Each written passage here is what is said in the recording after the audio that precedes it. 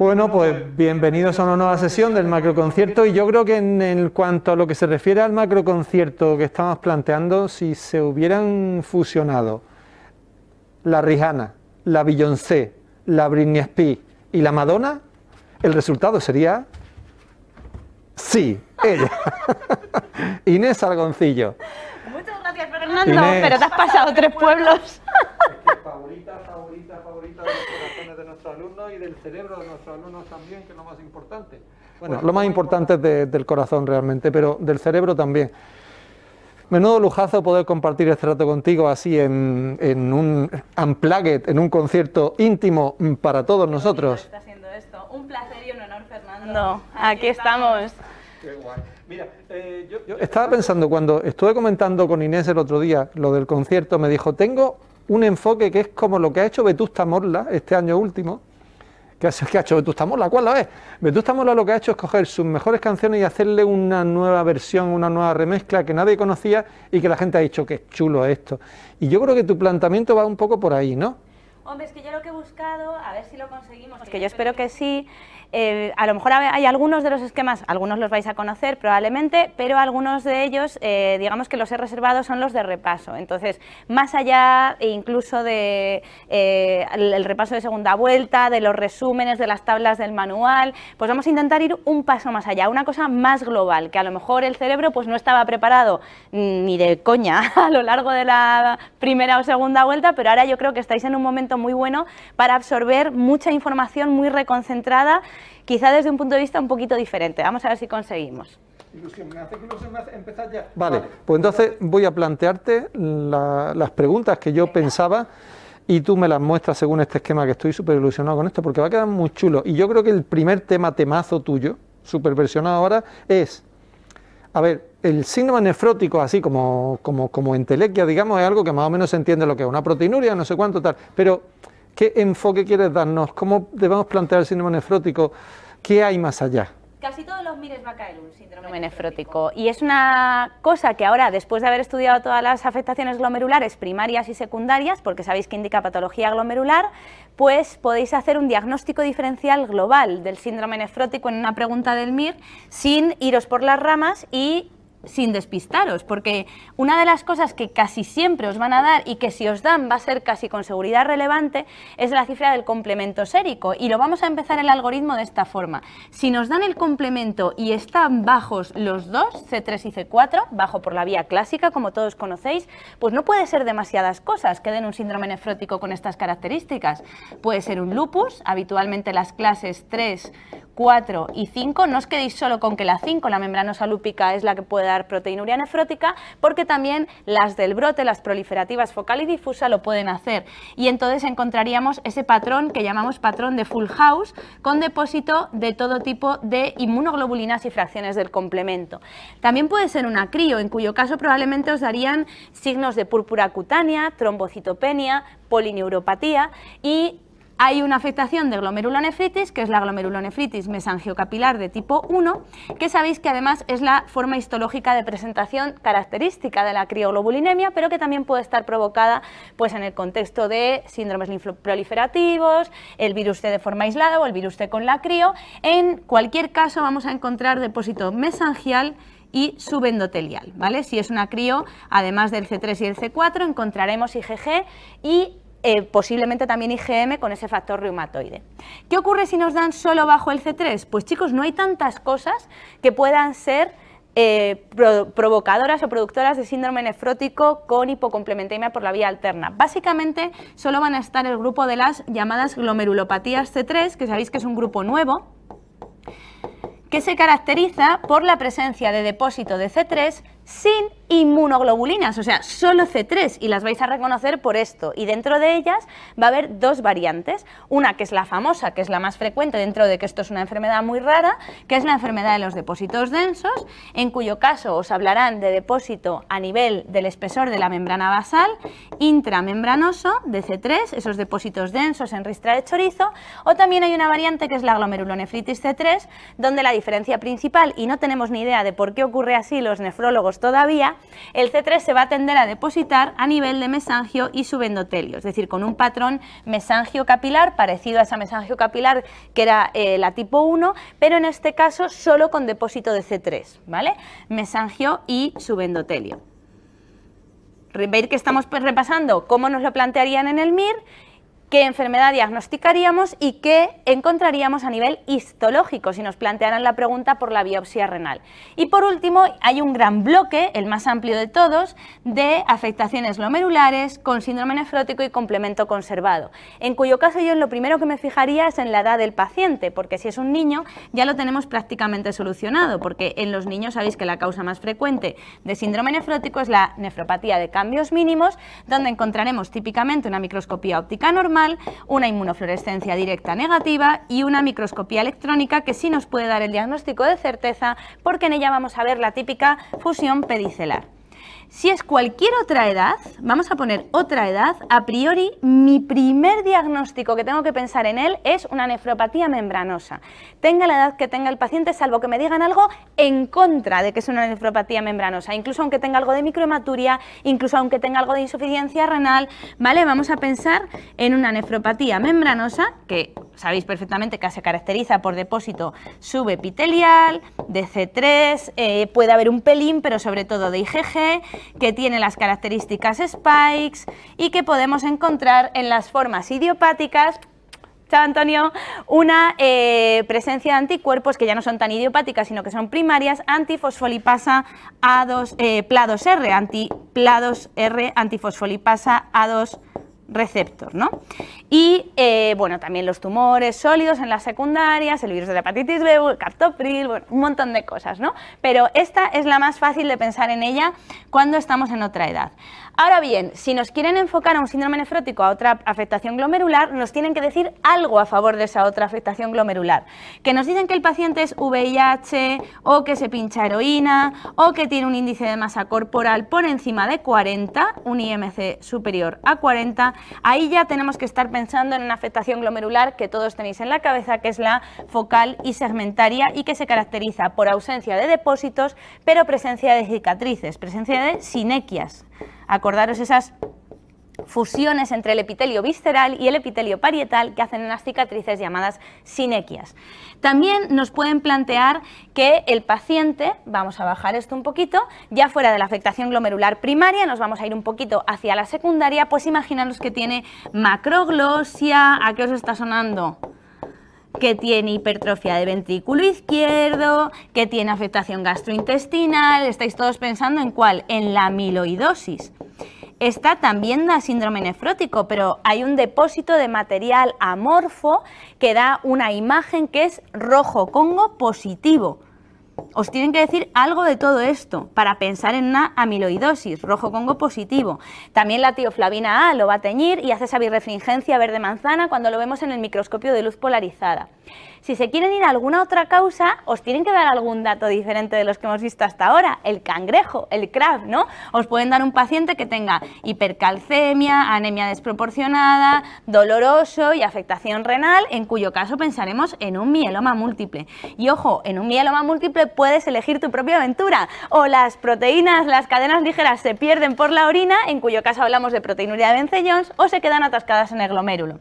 Si se quedan atascadas a nivel del glomérulo, vuelve a pasar que puedes elegir, pueden ser lambda o pueden ser kappa. Si son lambda, vamos a tener un depósito de una proteína beta plegada cofibrilar que tiene características amiloides. Recordar que eso directamente se llamaría amiloidosis AL y también se tiñe de rojo Congo positivo, ¿vale? Acordaros de eso. Y las capas dan una imagen más nodular, más parecida a la glomerulosclerosis de Kimmelstel-Wilson, que es la enfermedad de cadenas ligeras, ¿vale? Enfermedad de cadenas ligeras. Y me queda poca pizarra porque me quedan pocos diagnósticos. Solo hay una enfermedad más que conocéis todos, que todos la tenéis en la cabeza, que probablemente sea la causa más importante de síndrome nefrótico a nivel mundial, pero nunca lo vamos a saber con certeza porque casi nunca la vamos a biopsiar cuando alcanza proteinuria nefrótica, y es la nefropatía diabética, ¿vale? Si os dicen que el paciente tiene una diabetes mellitus de larga evolución, que además tiene afectación a nivel de otros órganos diana con retinopatía,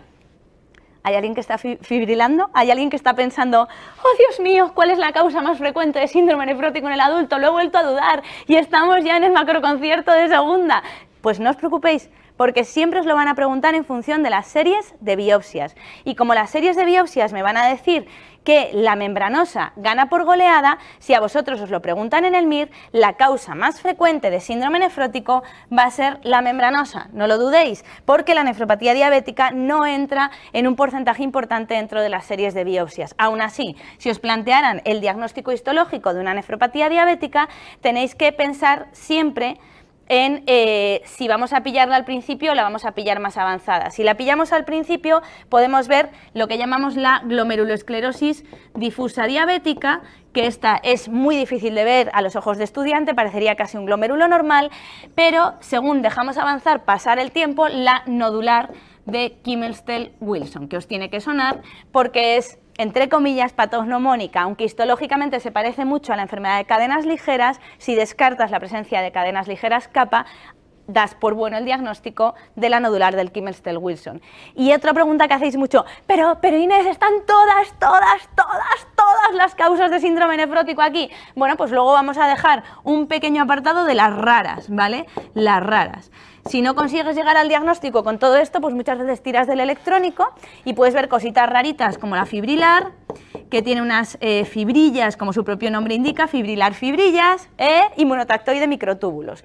La fibrilar, que tiene bueno, entre 16 y 24 nanómetros, en torno a 20, que se disponen al azar y que también dan proteinuria nefrótica, o la inmunotactoide, que tiene entre 30 y 50 nanómetros y que son dispuestas en forma paralela en vez de al azar. Y bueno, ya enfermedades muy raras como el depósito de IgG4 o algunas otras, pero básicamente todas las preguntas de síndrome nefrótico del MIR deben de estar ubicadas en este esquema.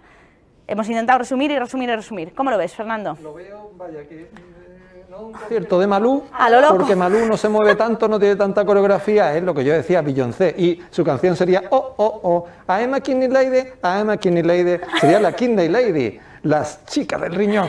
Bueno, me parece maravilloso. Wonderful. ¿Cómo puedo pasar de aquí? Puede pasarle en la rueda, arriba, vuelve a darle la rueda y arriba. Ahí estoy. Perfecto. Muchísimas gracias, Fernando, por los piropos también. Me ha molado mucho, es que me está molando, me estoy enganchando. Menos mal que tengo la mascarilla, que no se ve, que se me cae la Babinski. Vale. Nefrótico, pues me das pie para nefrítico, ¿no? Un poquito de... ¿Tiene uno? Es más fácil, esa es ¿Tiene más uno fácil. para nefrítico también? Sí, esta vamos allá, esta es más sencillita. El del síndrome nefrítico no hay tantas cosas que del síndrome nefrítico, pero mirar qué bonito que cuando nos dan el complemento abajo, ¿qué puede ser? Pues lo mismo que el nefrótico. Amigo, porque el lupus, la crio, la mesangiocapilar tipo 1 pueden debutar como nefrótico o como nefrítico. Mucho cuidado con eso. El lupus vuelve a ser, lo voy a poner, ya no lo comento más porque ya lo comentaba antes, pero clases 3, 4 y 5 de nefropatía lúpica también pueden cursar con nefrítico. La verdad que la 5 es más raro, ¿vale? La 5 lo suele hacer con nefrótico. La crio y la mesangiocapilar tipo 1, que recordar que es la forma de presentación más típica de la crioglobulinemia. Fácil, facilísimo. ¿Descenso solo de C3 si es solo por la vía alterna? Aquí solo hay una que suele debutar por la vía alterna con nefrítico, con latencia después de una faringitis aguda, que es la post-estreptocócica. Esta la conocéis de sobra. En cielo estrellado, la inmunofluorescencia, ¿no? Ese patólogo in love que veía depósitos en todas partes, en mesangio, en subendotelio, en subepitelio, de IgG y de C3 a lo bestia. Cielo estrellado. Ok, y luego las que tienen el complemento normal, que no son tantas como antes, básicamente son 3. Puede ser una enfermedad de Busch-Pasteur, que sabéis que típicamente puede dar el síndrome renopulmonar, ¿vale? Con hemorragia pulmonar, hematuria y fracaso renal, la sancavasculitis, que también pueden dar síndrome renopulmonar, y las microangiopatías trombóticas, que típicamente van a dar anemia hemolítica, trombocitopenia y fracaso renal con o sin afectación neurológica. Dejaríamos un tercer espacio, un cuarto, perdón. Bueno, yo creo que esto lo tenéis claro, pero por si acaso, acordaros aquí, inmunofluorescencia directa lineal con depósito de IgG, aquí ausencia de depósitos, es daño endotelial directo, esa trombosis intravascular, y la microangiopatía trombótica parecido, ¿vale? Aunque asocia hematíes rotos, esos esquistocitos, pero sí, parecidas las lesiones. Y por último vamos a poner un tipo de complemento variable que os trae loquitos. Es muy poco probable que esto caiga en el MIR, pero no está mal que os suene. El complemento variable son fundamentalmente dos. El SHUA, que es un tipo de microangiopatía trombótica, pero que cuando se asocia a alteraciones de la vía alterna del complemento, sobre todo relacionadas con el factor H o con el C3, ahí sí que pueda tener hipocomplementemia por la vía alterna, sobre todo el factor H, acordaros, y también esas glomerulonefritis relacionadas con la infección, parecidas a la postestreptocócica, también con un patrón endocapilar, pero que suelen estar en relación con la infección sin periodo de latencia. Durante la infección tienes la afectación glomerular y suelen ser un paciente añoso o un paciente inmunodeprimido por el Staph aureus y en general acordaros de la endocarditis. Y esas tienen el complemento también variable. Una curiosidad es que todas estas patologías, el síndrome nefrítico es muy agresivo, puede llegar a romper el glomérulo, puede llegar a salirse fibrinógeno, puede llegar a formarse una semiluna, lo conocéis de clase. Y aquí tenemos todos los tipos de la clasificación ya un poco antigua de las extracapilares, ¿no? Acordaros que teníamos la extracapilar tipo 1, la enfermedad de Buch-Pasteur, las extracapilares tipo 2, que serían todas estas por depósito de inmunocomplejos circulantes, las extracapilares tipo 3, que se caracterizaban por ausencia de depósitos, aquí las tenéis, la SANCA y la enfermedad de Buch-Pasteur y las microangiopatías trombóticas, y esta, bueno, sería un tipo 2, también porque tiene inmunocomplejos circulantes. Bueno, y con eso tendríamos un poco el diagnóstico diferencial que nos podríamos plantear en un nefrítico. Ahí estamos. Y se me ocurren canciones para el concierto también de, por ejemplo, de Sedimento de Stars, un Piógenes para ti, o la de Shua, Purua, Shua, Purua, Shua, y un hematie te rompí. Bueno, pero espérate, porque yo creo que a mí hay una cosa, si me enseñaste tú bien esto, el síndrome nefrítico era hematuria con proteinuria y con alteraciones, con algún signo de fallo de la función renal o con alteraciones del sedimento y tal. Una cosilla. Sí. A ver, termíname la pregunta. Alteraciones del sedimento. Vamos bien, pero le falta el volumen de diuresis. Eso es clave en un nefrítico, que no se os olvide, chicos. Fracaso renal agudo oligúrico con alteraciones del sedimento. Pero oligúrico, ¿vale? Igual que el nefrótico se caracteriza por la proteinuria más de 3,5 gramos, el nefrítico, fracaso renal agudo oligúrico, menos de 400 al día, con alteraciones del sedimento. Sé que se lo sabe, que me está haciendo sufrir. ¿Y si tienen alteraciones del sedimento nada más? ¿Eso qué sería entonces? Bien, eso es verdad, eso es verdad. No hay tantas para el diagnóstico. A ver, hay una cosa que quiero matizar y es que cualquiera de las patologías que he puesto que suelen, palabra muy mírica, debutar con nefrótico o con nefrítico, y clásicamente son preguntadas en el MIR como nefrótico o como nefrítico, pueden todas ellas debutar con alteraciones del sedimento a secas, ¿eh? No necesariamente van a cumplir los requisitos de nefrótico o nefrítico, aunque en el MIR probablemente sí os los den. Ahora, hay otras que se caracterizan, probablemente alguien ha echado de menos alguna patología famosa, ¿no? O sea, si solo nos ponen hematuria más menos proteinuria, bueno, pues nos tienen que dar alguna cosilla, ¿no? Algo, esto solo así suena muy seco. Pues si nos dicen que eso pues son realmente brotes de hematuria macro en el contexto de una faringitis aguda, ¿qué será? ¿Qué será? Pues una nefropatía IgA, ¿no? Eso tenemos que pensar. Si nos dicen que el paciente tiene alteraciones oculares y auditivas, sordera neurosensorial, ¿vale? Los ojos y sordera, pues ¿qué será? Pues será un síndrome de Alport, ¿no? Esto seguro. También hay veces que el síndrome de Alport no queda claro y hay que tirar de la microscopía electrónica, que sabéis que se ve algo con forma de comida, ¿no? Que es una membrana basal en capas de hojaldre, y que hay una variante del Alport que tenemos que tener en cuenta en el diagnóstico diferencial, que es la hematuria familiar benigna, que ahora, por cierto, recomiendan no llamarla hematuria familiar benigna, recomiendan mejor hablar de enfermedad, os la voy a poner así porque es lo que recomiendan ahora, de las membranas basales finas, que tiene también una alteración del colágeno 4, pero las membranas basales son más finas de lo habitual. Ya no se les recomienda llamar hematuria familiar benigna porque se ha visto que no siempre es tan benigna, que hay veces que hace un poco la puñeta, ¿vale? Entonces, bueno, aquí tenemos estas tres, luego algunas cosas un poco más especiales que también han caído en el MIR, pues un paciente adulto, adulto joven que ha tenido eventos cardiovasculares importantes, pues habría que descartar un Fabry, que sabéis que también necesitas de la microscopía electrónica para ver los depósitos de glicosfingolípidos, o, bueno, esta es muy fácil, ¿no? Y suelen debutar de otra forma, pero bueno, que tenga alteraciones en la eco y tendremos que pensar en las poliquistosis, ¿ok? O sea que sí que hay bastantes que pueden debutar solo con alteraciones del sedimento. Lo que pasa es que en general esas preguntas del MIR están enfocadas de forma muy concreta, dándonos muchas pistas. Recordar simplemente que los niños, cuando tienen una nefropatía IgA, pues suelen tener afectación a nivel de otros órganos con dolor articular, con púrpura, ¿sí? Nos acordamos, ¿no? La púrpura, el dolor abdominal, el dolor articular, que es el Schönlein-Henoch. Y yo creo que con esto más o menos tenemos una visión de las grandes enfermedades de la nefro en el MIR. Es que mejor yo creo que no se puede hacer mejor. No se puede hacer mejor. Es imposible. Estáis pensando en vuestra casa, ¿cómo se piropean? Imposible hacerlo mejor. Inés Aragoncillo. Basta, bueno, venga. Pues ahora te voy a aumentar el nivel de dificultad. Atención, ahora la concursante va a sufrir un aumento del nivel de dificultad. Y ese aumento del nivel de dificultad, lo estáis pensando todos en casa, es una milla de virutilla mezclada en sangre, sodio, el potasio, el sodio, el potasio, a ver. Yo hasta que no vea el potasio no me lo creo que existe.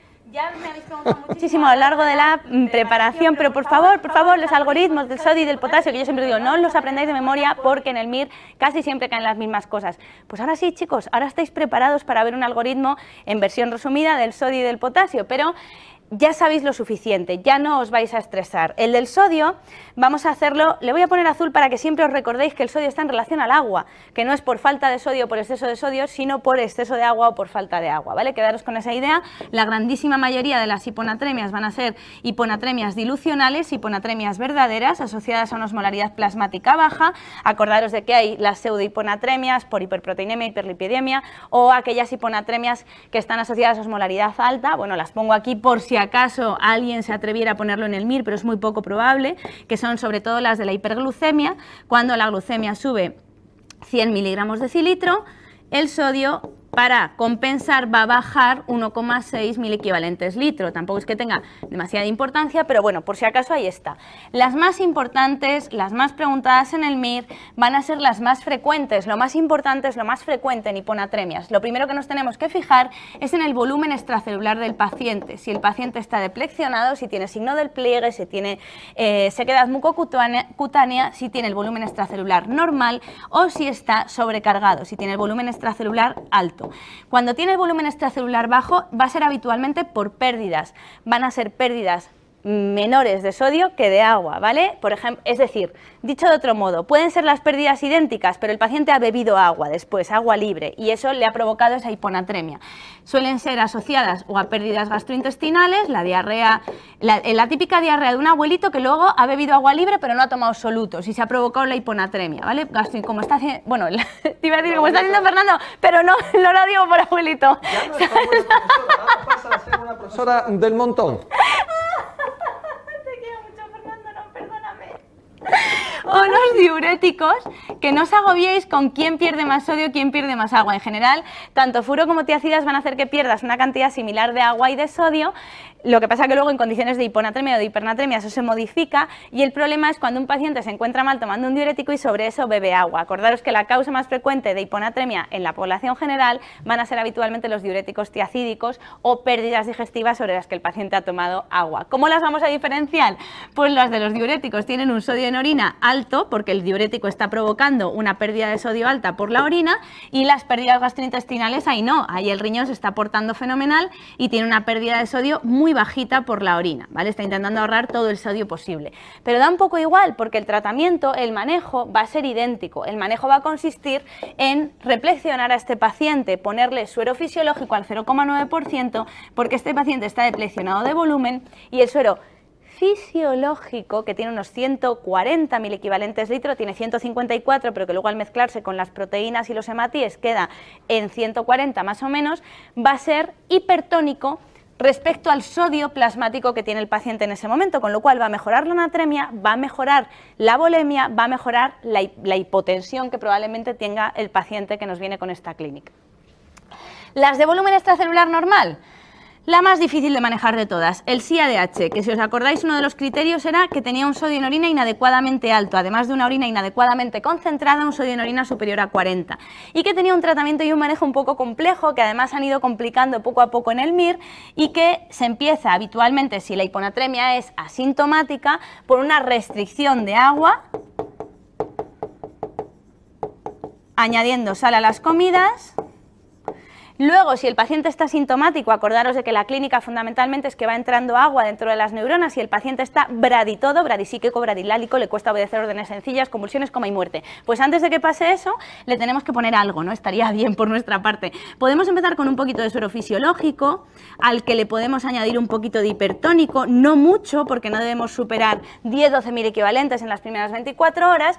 Luego vamos a tirar, si el paciente se nos empieza a hinchar, de furo, que en condiciones de hiponatremia es capaz de eliminar más agua que sodio, alterando el contracorriente.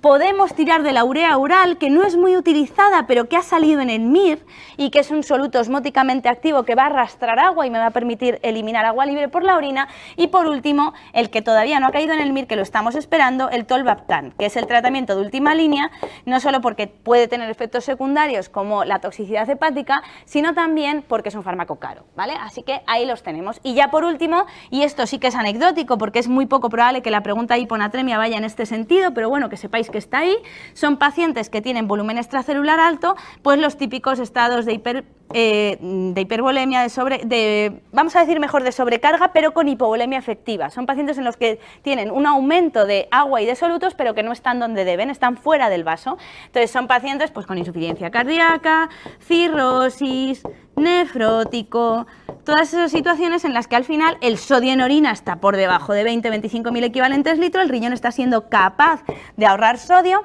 y estos no se os ocurra meterles suero, estos hay que tratarles con furo y restricción hídrica. A ver, esto, el de la hiponatremia, realmente lo que nos van a pedir en el MIR casi seguro es que conozcamos bien el SIADH, que conozcamos bien esto y que sepamos que los diuréticos tiacídicos sobre todo nos pueden provocar hiponatremia. Pero no está mal que tengáis ahora un esquema y lo podáis colocar de cómo se va haciendo el diagnóstico diferencial. Con una importancia infinitamente menor tenemos también la hipernatremia. Dime, dígamelo. ¿Puedo interrumpirte? Sí, dale. Ya que estamos en un concierto, ¿podría resumirte el SIADG, SIADH? Como decir, ¿qué le pasa a Josefina que hace tiempo que no orina? Ya me viene preocupando, siempre está apoyardada, pero ya es una pasada, ¿qué caras está pillando? Y los doctores que la han visto dicen que solo le encuentran una cosa que llaman hiponatremia, tiene orina concentrada y si la pruebo está salada y a pesar de retener no tiene edema, y me han dicho que lo que tiene, creo que se llama un SIADG. Dejé tuve bien que la lleve a urgencias para ver si le dan algo y que le salga el pipí, ¿vale? Es que soy muy fan, esto me acaba de conquistar muchísimo. Muy importante lo que ha dicho Fernando, que no tiene edemas, que esta idea realmente no es que esté el volumen extracelular del todo normal, sí tiene retención de unos 2 litros, maestro, pero no suele hacer edema. Para retener esa edema, ese que se nos quede el dedo pegado y hagamos la marca, tiene que haber por encima de los 3 litros de retención hidrosalina. Muy buena. Esto es con penetración y lo demás tonterías. Lo he escrito sobre la marcha. Estabas ahí pensando, ¿no? Bueno, pues ni siquiera sé si merece la pena, la verdad, esto tengo las dudas, pero muy rápidamente, a velocidad de rayo bendito, la hipernatremia, que suele ser por falta de agua, sobre todo el típico abuelito, vamos a poner otra vez el ejemplo del abuelito, pero ha tenido también la diarrea de la leche, pero tiene el centro de la sed tan tocado que ni le da sed, entonces no bebe. O sea, es una situación muy similar cuando encontramos el volumen extracelular bajo. Vamos a ponerlo así como un enfoque genérico de...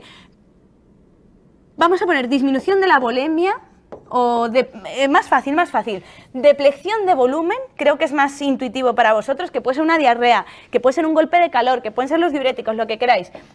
Deplección de volumen, pero sin beber agua, ¿no? O sea, golpe de calor y has decidido no beber agua, sin beber agua. Vamos a ponerlo así, ya está. Y es el típico abuelín que nos viene con la hipernatremia, ¿vale? Algo así. Pues a este, chicos, ¡oh, sorpresa! Jesus Christ, lo podemos tratar igual, también con suero fisiológico, sobre todo si está hipotenso. Si el paciente está hipotenso, le pondremos suero fisiológico al 0,9% y esto os cuesta conceptualmente, no me extraña porque la única pregunta que hay yo del MIR estaba mal puesta y era impugnable, una mierda de pregunta. Pero esto es la realidad y esto es así, no se debe hacer de otra manera, porque si el paciente está hipotenso, significa que ha perdido agua y sodio. Lo que pasa es que ha perdido más agua que sodio. Entonces hay que reponerle agua y sodio y este suero será realmente hipotónico respecto a su natremia. Ya os estoy hablando como auténticos nefrólogos, esto es high level, ¿vale? No hace falta que os lo aprendáis de memoria, ni mucho menos, pero si la tensión estuviera normal o elevada, sí que le podemos dar hipotónico o agua libre, que era lo que intentaron preguntar en el MIR en su día. Y luego, con mucha menor frecuencia, podemos ver asociada a volumen extracelular habitualmente normal la diabetes insípida, que esta es más preguntada en el MIR. De esta, bueno, es más del área de endocrino, pero sí que recordaros que está la central, bueno, por déficit de la síntesis de ADH, o la nefrogénica por daño de las acuoporinas, que se pueden dañar, morir, internalizar, varias cosas horribles, sobre todo recordar el litio, y que lo vamos a tratar, ahí sí, vamos a dar agua libre, ¿vale? O hipotónico. Y se puede tirar de las tiacidas, ¿vale? No os voy a recordar, que ya os lo conté en clase varias veces, porque los diuréticos tiacídicos reducen un poquito el filtrado glomerular y la orina primitiva y reducen el volumen de diuresis final. Volumen extracelular, no me lo pregunte Fernando porque no merece la pena, ¿vale? Son los ahogados. O sea, los ahogados, pues a los ahogados habría que darles diurético, furosemida, agua libre, pero no os va a caer un ahogado en el MIR, por Dios, por Dios, por Dios, estamos en pandemia, no se les va a ocurrir eso. Fuera, fus. Y tiro directamente con el potasio, vámonos. Tira potasio. Tiro potasio. Vámonos. ¿Cómo vamos de tiempo? Vamos, nos queda media hora. O sea, la mitad justamente. Venga, puedo hacerlo. ¿Te ves fuerte? Me veo. Se ve. Va, del potasio. El potasio es más fácil, pero lo tenéis que tener muy claro porque la hiperpotasemia ha caído muchísimas veces en el MIR. Entonces, de la hiperpotasemia tenéis que tener en cuenta, bueno, conocéis muy bien que la clínica del sodio es neurológica, la clínica del potasio es muscular, fundamentalmente acordaros de la debilidad en miembros inferiores. Esta la conocéis muy bien, voy a ir muy rápido porque os la sabéis de memorieta. Y las alteraciones electrocardiográficas, acordaros que teníamos típicamente las ondas test picudas, simétricas en tiendas de campaña, y que luego era como si tirásemos de los extremos del electro y lo separásemos todo. Se aplana la P, se alarga el PR, se ensancha el QRS, etcétera, etcétera, etcétera. Causantes, que esto no se nos puede olvidar, chicos, los causantes de la hiperpotasemia, pues tenemos a la cabeza los bloqueantes del sistema renina-angiotensina-aldosterona, incluidos, no os olvidéis, también de los antialdosterónicos, ¿vale? Que son espironolactona, eplerenona, ¿vale? Finerenona, la nueva, y los IECAS y los ARA2. Y luego tenemos también, vamos a poner genéricamente, de una forma genérica, la acidosis, porque va a aumentar el intercambio protón-potasio metiendo protón en la célula y sacando potasio, saca potasio de la célula, la insuficiencia renal por incapacidad de eliminar el potasio por la orina y luego algunos fármacos como los betabloqueantes, los AINES, que me lo van a provocar porque el betabloqueante en concreto va a hacer lo mismo, saca potasio de la célula y el AINE, eso a través de la bomba sodio-potasio ATPasa, y el AINE bloquea la renina. Pero esto son cosas anecdóticas. Quiero que recordéis que son potenciales productores de hiperpotasemia. Si tiene alteraciones en el electro, siempre ese fármaco que le salva la vida, aunque no le baje el potasio. El gluconato de calcio, que va a aumentar el umbral de despolarización de la célula miocárdica, los que meten potasio dentro de la célula, potasio vete dentro de la célula, insulina,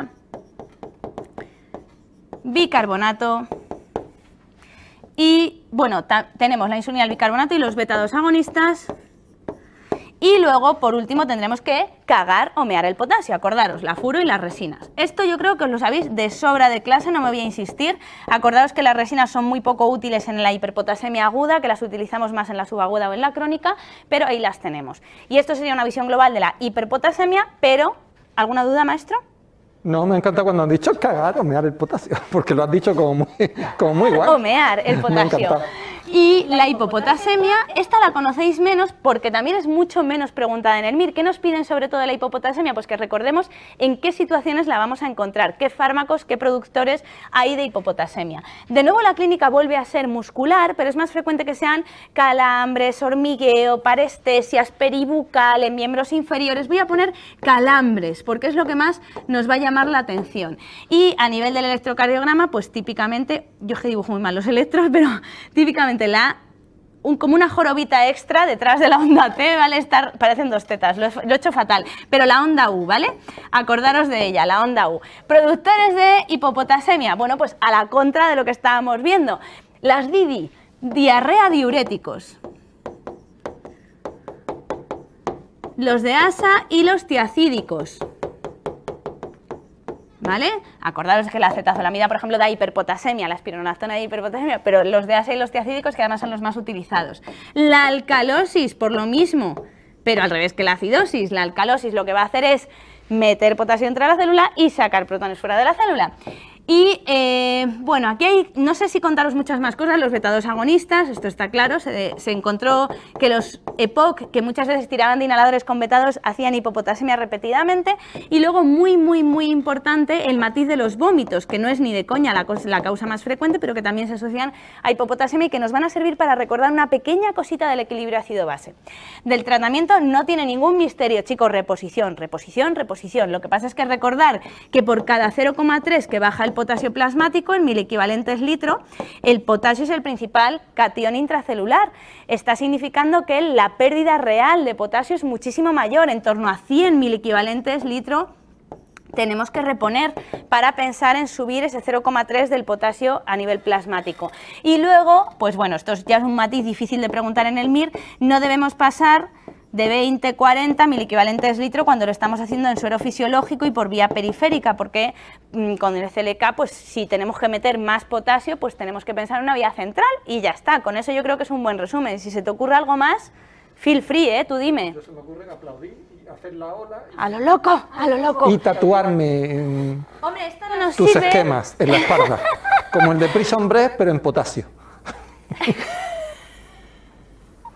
Como el de Prison Break, pero en potasio. Todo tatuado detrás. Los Mucho. potasios, los diuréticos, las DIDI, las diarreas, todo. Estoy borrando sobre esta misma diapositiva porque quiero aprovechar para una cosita del potasio que es algo que tiene relación con el equilibrio ácido-base, que es que la hipopotasemia relacionada con los vómitos en general no tiene que ver directamente con la pérdida de catión a través de los vómitos. Cuando uno pota, vamos a encontrar una pérdida directa de ácido clorhídrico, pero potasio realmente no hay demasiado a nivel del contenido gástrico. Al final lo que ocurre es que el paciente al vomitar se hipotensa. Esa hipotensión, sabéis de sobra que activa el sistema renin-angiotensina-aldosterona, y mamá aldosterona me moría si no dibujaba mi trozo favorito del túbulo hoy.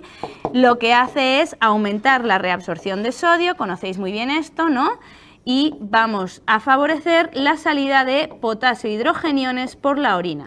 Aumenta el gradiente electronegativo de cloro, salen potasio, salen protones, y esto va a hacer que el paciente tenga algo que además tiene nombre propio, lo vamos a llamar una alcalosis, fijaros, porque no solo pierde potasio, sino también protones, y esto recibe un nombre concreto que es la alcalosis por contracción de volumen, se llama, tiene un nombre propio, ¿vale? Alcalosis por contracción, y esto también puede pasar en otros estados de deshidratación, de depleción de volumen. Pero los vómitos son la más frecuente, porque recordar que la diarrea, como cagas protones, pues es mucho más frecuente que de... Espera, que no puedo hacer dos cosas a la vez. Es mucho más frecuente que de acidosis. No sé si hay alguien en su casa pensando, ostras, pero si había una acidosis por dilución, ¿no? Alcalosis por contracción, acidosis por dilución. Bueno, pues no tienen nada que ver, solo el nombre. Lo pongo en la misma diapositiva para que no os volváis locos, para que relacionéis conceptos. La acidosis por dilución es una chorrada que cayó en el MIR hace un par de años y que está bien tenerla en la cabeza, pero que realmente solo se ve en pacientes muy críticos que están habitualmente en unidades de cuidados intensivos con resucitaciones volumétricas muy amplias, muy severas, donde lo que ocurre es que un paciente muy deplecionado, de repente le metemos, yo qué sé, 6 litros de suero fisiológico de repente, que recordar 154 equivalentes litro, Siempre hablamos de sodio, pero en realidad esto es cloruro sódico. Entonces, ¿qué pasa? Que cuando se junta en la sangre con los hematíes, con las proteínas, va a quedar en unos 140 milequivalentes litro. Y claro, de sodio es muy fisiológico. Por eso lo llamamos suero fisiológico. Pero es que de cloro, el cloro normal es en torno a 100. No tan fisiológico. ¿Y esto qué provoca? Pues que cuando tenemos en un esquema las cargas positivas, que esto, vamos a bajarlo aquí, recordad que siempre os insistimos en que las cargas catiónicas tienen que tener un equilibrio con las cargas aniónicas en la sangre, que el sodio es el principal catión, que los principales aniones son el cloro y el bicarbonato, y que la diferencia entre el sodio y la suma del cloro y el bicar lo vamos a llamar anion gap. Bueno, pues recordar que si de repente provocamos una subida brusca de la cloremia por justo esto, por meterle una infusión, pues el bicarbonato reacciona achantándose, haciendo chiquito, bajando y provocando lo que llamamos la acidosis por dilución. Veis que son cosas contrapuestas, pero que los nombres se parecen y está bien que lo aclaremos. Y con esto yo estoy, del sodio y el potasio, vamos sobraos. Se me ha quedado todo. Mi cloro, como diría Matías Prats, se me ha quedado todo muy cloro. Bueno, me ha hablado de cloro, de acidosis, alcalosis y tal, y yo sé que una de las cosas que me cabrean a mí mucho es que con lo bien que explicas tú lo del ácido base, porque te he visto en directo explicarlo y digo, si es que es imposible fallar, que alguien de los que están viéndonos hoy falle una pregunta que nos pongan de una acidosis, alcalosis metabólica respiratoria o lo que sea. Sí, eso me sube el sofoquismo. Bueno, a ver, si a estas alturas no tenemos clara la lectura de gasometrías, es difícil que de aquí al MIR lo tengamos claro. Pues es difícil que volvamos a entender todo cómo funciona, qué sube, qué baja, qué hace, qué no hace. Entonces vamos a hacer una versión muy rápida del esquema de las acidosis y las alcalosis de cómo leo una gasometría sin morir en el intento. A los que ya sabéis os va a servir muy bien de repaso, pero vamos a dar algunas pistas de vamos muy rápido y leemos una gasometría. Bien, muy bien, tenemos un punto más del MIR. Primero el pH. Si el pH está bajo, hablaremos de acidosis. Si el pH está alto, hablaremos de alcalosis. Y esto no hay quien nos lo pueda mover. Si el pH está bajo, acidosis, si el pH está bajo, alto está alcalosis. Esto no lo pueden refutar, esto es seguro así. Dentro de las acidosis, pues pueden pasar dos cosas, que estén los dos altos o que estén los dos bajos. Eso va a ser lo más frecuente en el MIR, eso va a ser la norma en el MIR, que nos planteen bicarbonato alto y PCO2 alta, o que nos planteen bicarbonato bajo y PCO2 baja.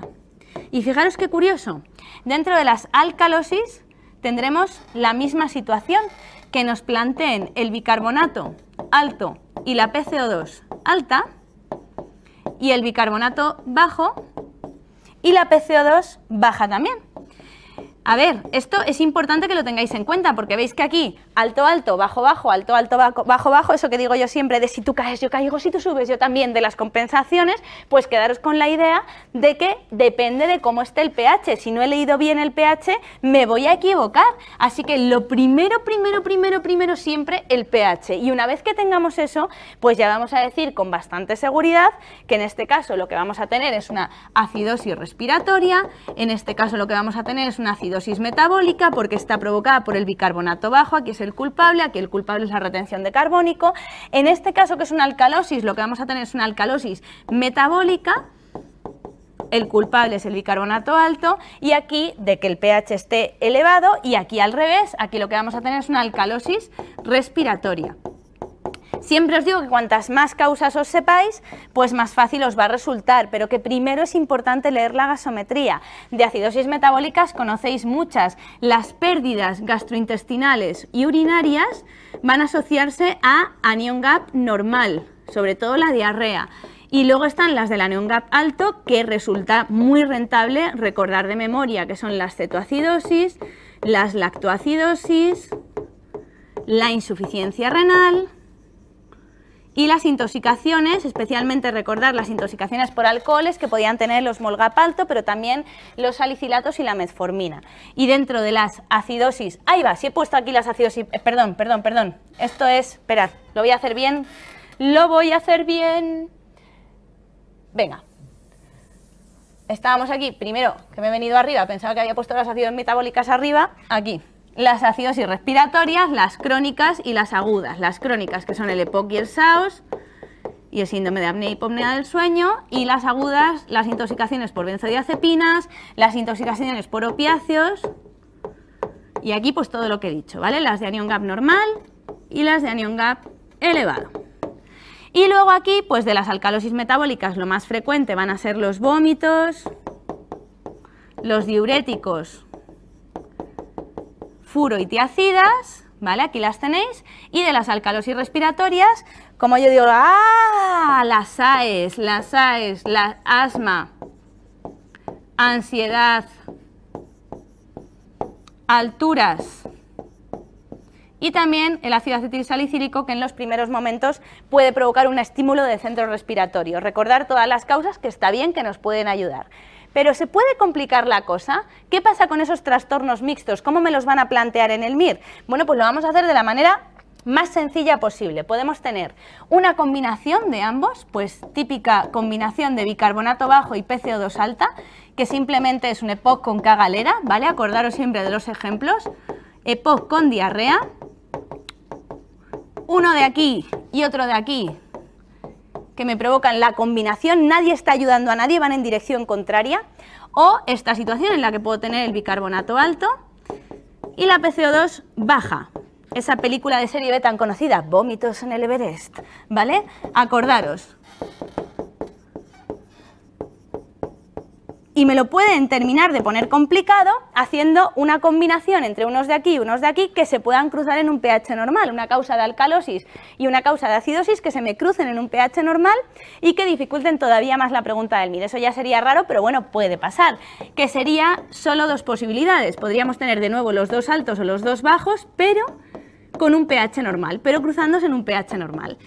Y eso pues de nuevo con ejemplos, pero fijaros que al final llegamos a todo solo con flechitas. Si el pH está normal, el bicarbonato bajo y la PCO2 está baja, pues eso tiene que ser me cago en el Everest, ¿vale? Ya pasamos a mayores. Acordaros, diarrea en las alturas, por ejemplo. Me gusta casi más diarrea en las alturas. Bueno, sí.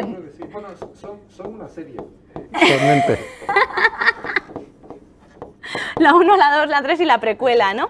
Y bicarbonato alto y PCO2 alta, iba a decir un EPOC que vomita, pero me voy a atrever a dar un paso más y a recordaros ese clásico de las preguntas de Neumo, que al final os dicen, no, es que si el EPOC es muy EPOC, muy EPOC, muy EPOC, alcanza un pH normal. Pues no, no se hace Jedi por el camino, normalmente es un EPOC con furosemida o con tiacidas, ¿vale? Que al final cruza en un pH normal, ¿vale? EPOC con furo. Es un resumen. A ver, es un resumencillo. Es verdad que luego está saberse las compensaciones, el 1 de la acidosis metabólica, pero un poco por jugar a los dos altos, los dos bajos, van en contra, trastornos mixtos. Siempre que haya más de un problema a la vez, hablaremos de trastorno mixto, que son dos acidosis que hacen un pH muy acidótico, pues lo vamos a llamar acidosis mixta. Que son dos alcalosis que hacen un pH muy alcalino, pues lo vamos a llamar alcalosis mixta. Que son uno de un lado y otro de otro que se cruzan en un pH normal, ahí sí, trastorno mixto a secas, ¿vale? El que no haya fibrilado tiene una pregunta de gasometrías asegurada. Es imposible resumirlo mejor en menos tiempo, me parece espectacular. Creo que este concierto está dándonos de esos conciertos como los de Coldplay, que tú vas y luego llegas y que va a dar un recuerdo para siempre. Y creo que estamos llegando al final al final del concierto y entonces pedimos uno de tus temas estrella. ¿Cuál? Pues yo, por ejemplo, pienso, ¿solo existe el fracaso prerrenal? ¿Solo existe el diagnóstico diferencial entre el fracaso prerrenal, la insuficiencia prerrenal y la necrosis tubular? ¿Qué tipo de consejos puedes darnos para eso? ¿O en qué tenemos que fijarnos sobre esto? A ver, que yo en las clases siempre os digo, siempre las preguntas más importantes son de diagnóstico diferencial entre el prerrenal y el parenquimatoso, pero me he dado cuenta de que eso a veces os lleva a tener un poco de estrés. Hay preguntas en el foro del tipo, pero ¿cómo diferencio una nefritis inmunolérgica de una necrosis tubular aguda? Y creo que ahí hay un problemilla de concepto del fracaso renal agudo como entidad. El fracaso renal agudo, lo voy a poner en rojo porque es también una entidad muy preguntada en el MIR y es una situación que a los nefrólogos nos estresa por esa reversibilidad versus irreversibilidad, ¿no? Siempre que haya lesiones inflamatorias puede ser reversible, ¿no? Entonces, vamos a empezar por lo fácil. Si nos ponen una pregunta MIR concreta de diagnóstico diferencial entre el prerrenal y el parenquimatoso, nos van a dar un montón de datos con los que ya estáis muy familiarizados. Pues, por ejemplo, voy a describiros esa orina tipo lingotito de oro, ¿no? Esa volumen de orina menor de 400, oliguria, un sodio en orina mega requete bajo, que decimos los nefrólogos que la orina no tiene ni sodio ni agua en el prerrenal, 20-25 mil equivalentes litro por debajo de eso, que es hablar de una excreción fraccional de sodio, un índice de fallo urinario de menos del 1%.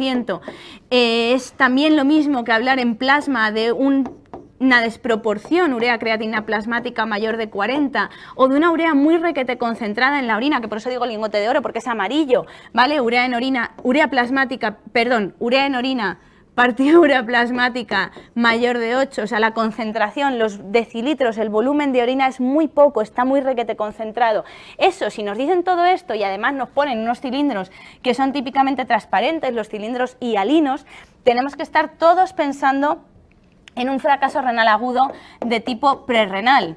Y yo tenía un compañero que siempre acababa las clases, explicaba el prerrenal y decía: y lo que no es prerrenal, pues es parenquimatoso. Entonces os dirán los cilindros granulosos, una proporción diferente de la urea-creatinina. Cuidado con esto, cuando os dicen un prerrenal, la proporción urea-creatinina es muy superior a 40. Os van a decir, por ejemplo, 200 de urea para 2 de creatinina. Los parenquimatosos van a tener una proporción o en torno a 40 o menor a 40, ¿vale? Que hay veces, porque las tablas de los manuales y también las de los textos de nefrología, muchas veces hablan de parenquimatoso menor de 20, pero en la vida real muchas veces encontramos 30, incluso cerca de 40. Y en el MIR, si os quieren poner un prerrenal, os la van a poner muy, muy alta para pensar en un prerrenal, la desproporción urea-creatinina.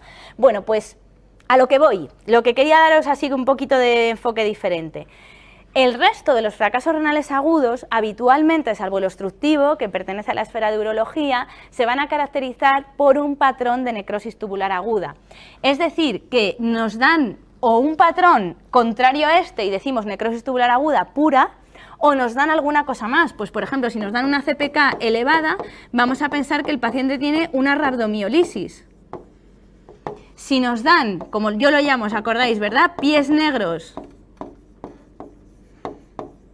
trascate, que además sabéis que puede tener eosinofilia, que puede tener hipocomplementemia. Acordaros de que esto había que pensar en una ateroembolia. Si nos dicen que el paciente tiene, además del fracaso renal agudo, fiebre,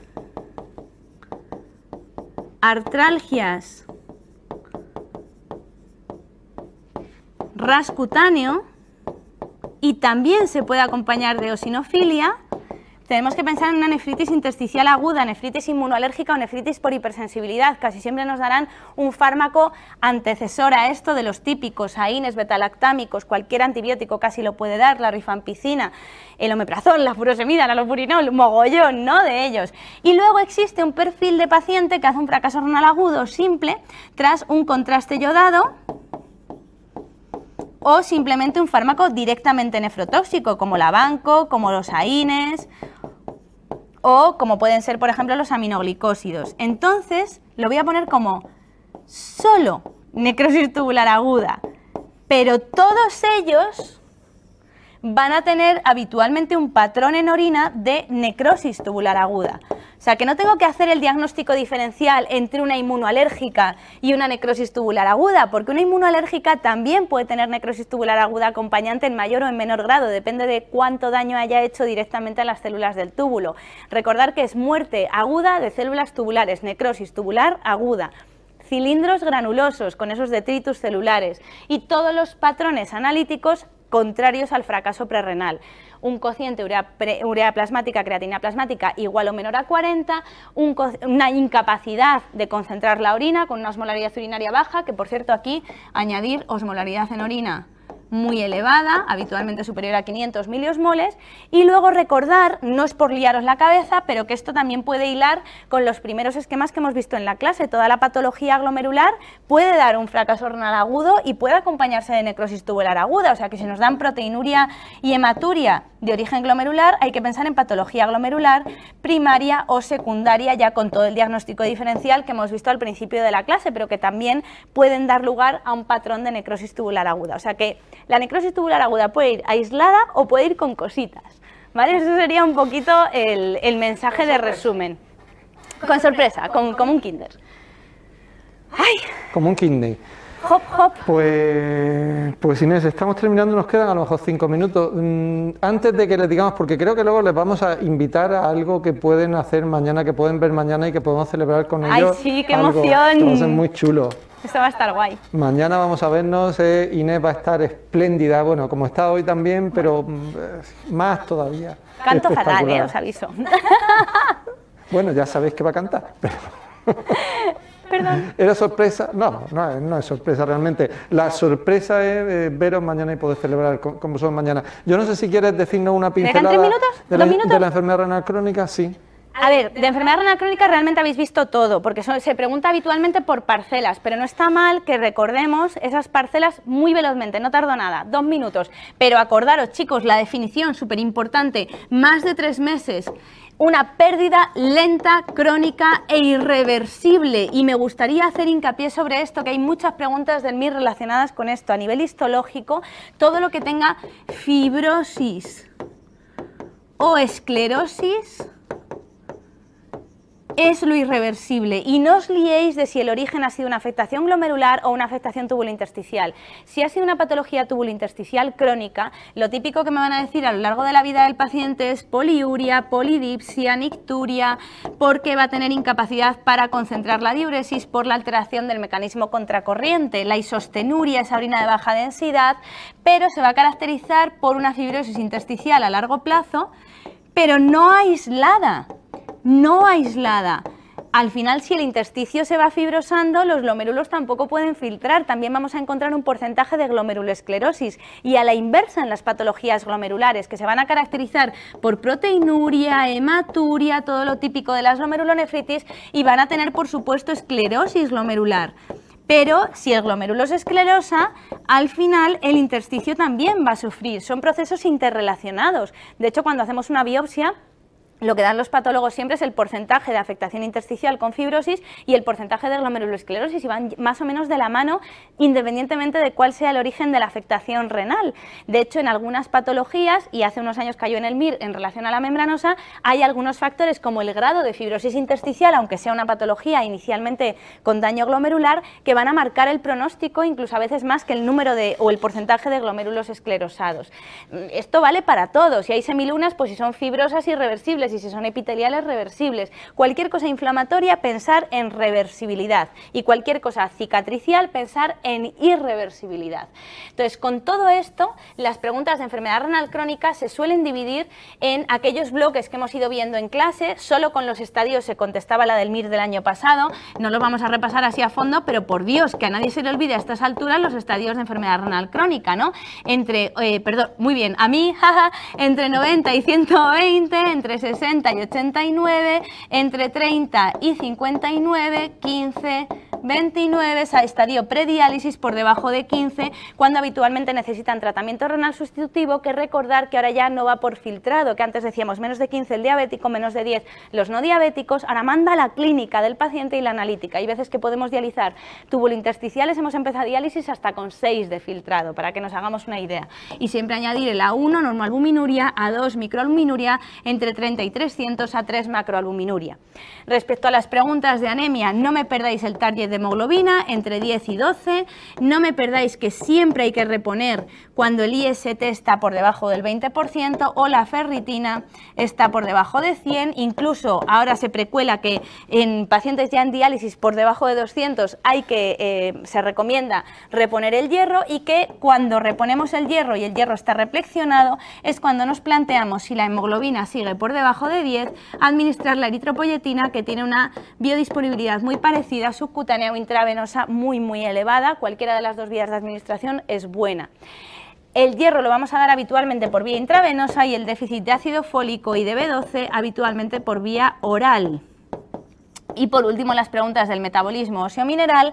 Un detallito que habéis visto también en la perla y en segunda vuelta es que no solo tenemos que conocer el patrón básico de déficit de vitamina D, hiperparatiroidismo secundario con la PTH elevada, con el fósforo alto, sobre todo en estadios finales, y una tendencia a la hipocalcemia, sino que tenemos que recordar que hay agentes nuevos, que hay nuevos protagonistas, como una elevación lenta, precoz y progresiva del factor FGF23, factor de crecimiento que además tiene una acción fosfatúrica, y un descenso progresivo de su receptor cloto, y que hay un patrón que es cada vez más frecuente en pacientes diabéticos añosos, que es el de la enfermedad ósea dinámica, que se aleja un poquito de este patrón de hiperpara porque, como su propio nombre indica, adinámica. Sabéis que la PTH tiene un efecto muy importante en el turnover óseo, va a ir al recambio óseo. La enfermedad ósea dinámica son abuelitos diabéticos que han perdido incluso la capacidad de sintetizar la PTH, que en pacientes con enfermedad renal crónica avanzada siempre recomendamos niveles de PTH más altos que la población general, 300-350,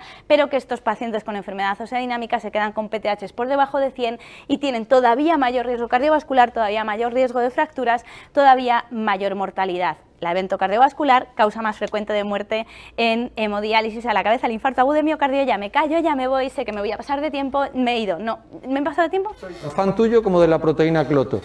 Es que es más majo, ¿verdad? Me encanta. Proteína antienvejecimiento, chicos. Inyectémonos. Me la compro, me la compro. Inés, solo queda a sus pies, espectacular, maestro. Solo queda darte las gracias en nombre de todos y en nombre de todos los que componemos CTO, porque qué suerte es tenerte aquí. Bueno, gracias a él que ha sido la idea del macroconcierto tuya, o sea que él nos dirige y nosotros hacemos. Chicos, un placer, mucho ánimo, que no queda nada. No queda nada para el fin de la pandemia, no queda nada para el fin del MIR, no queda nada para las vacaciones, la plaza, todo mejora, todo mejora. No podemos hacer nada más que mejorar. Chao.